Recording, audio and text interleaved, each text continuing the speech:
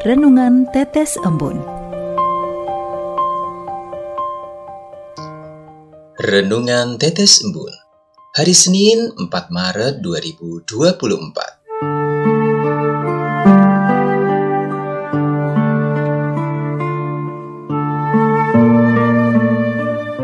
Menghadapi penolakan.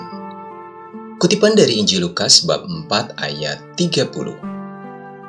Tetapi ia berjalan lewat dari tengah-tengah mereka, lalu pergi. Sobat Katolikana, saya kembali teringat suatu pengalaman iman di tahun 2012 silam. Kala itu saya sedang menjalani serangkaian ujian menuju kelulusan di jenjang SMP. Saya mengenyam pendidikan di sebuah sekolah milik salah satu yayasan Katolik di Jakarta Selatan. Uniknya lagi, saya bersekolah di tempat di mana ayah saya bekerja sebagai staf tata usaha. Kala itu, saya lulus dengan predikat baik. Saya mendapat nilai ujian nasional yang memuaskan dan nilai rata-rata sekolah yang tinggi. Jujur saja, prestasi ini sebenarnya membanggakan diri saya. Namun ternyata, respon guru-guru tidak seperti yang saya pikirkan.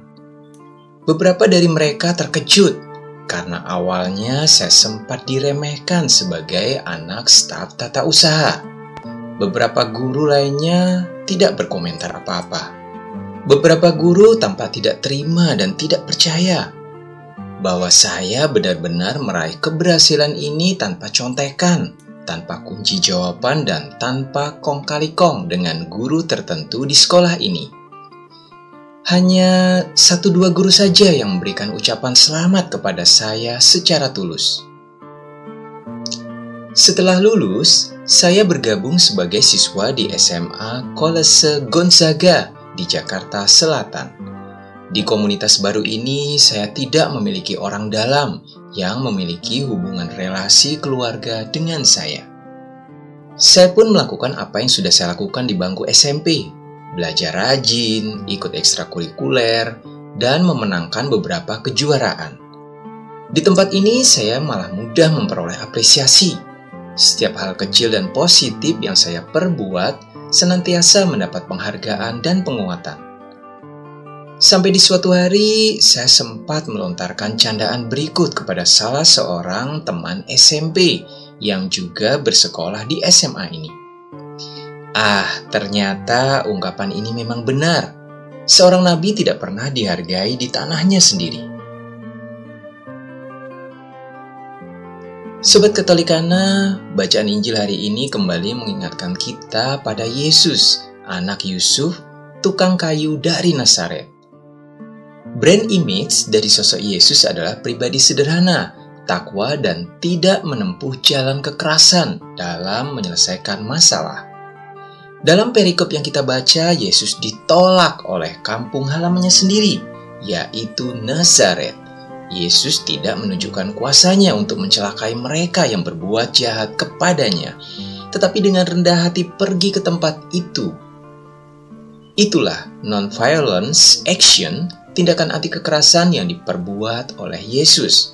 Bahkan setelah Yesus naik ke surga dengan mulia, Yesus juga masih saja ditolak. Sobat Katolikana, kita harus bangga menjadi umat Katolik karena memiliki Yesus yang kita jadikan idola sekaligus sosok hebat dalam situasi dan kondisi apapun.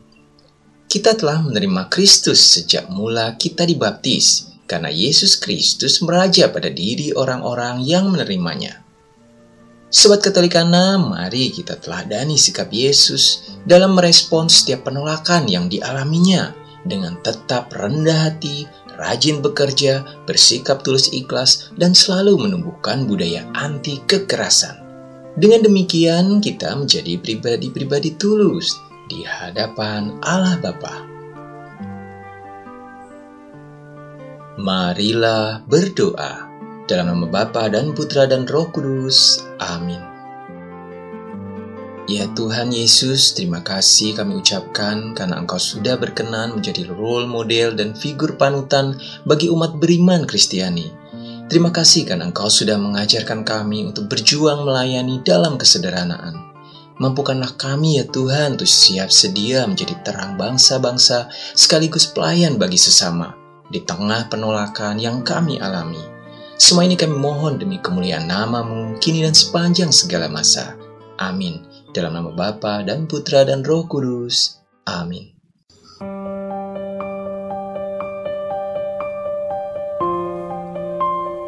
Demikian Anda telah mendengarkan Tetes Embun yang dipersembahkan oleh Radio Katolikana. Renungan Tetes Embun bisa Anda simak di Radio Katolikana, media sosial Radio Katolikana, dan YouTube Katolikana. Terima kasih dan sampai jumpa.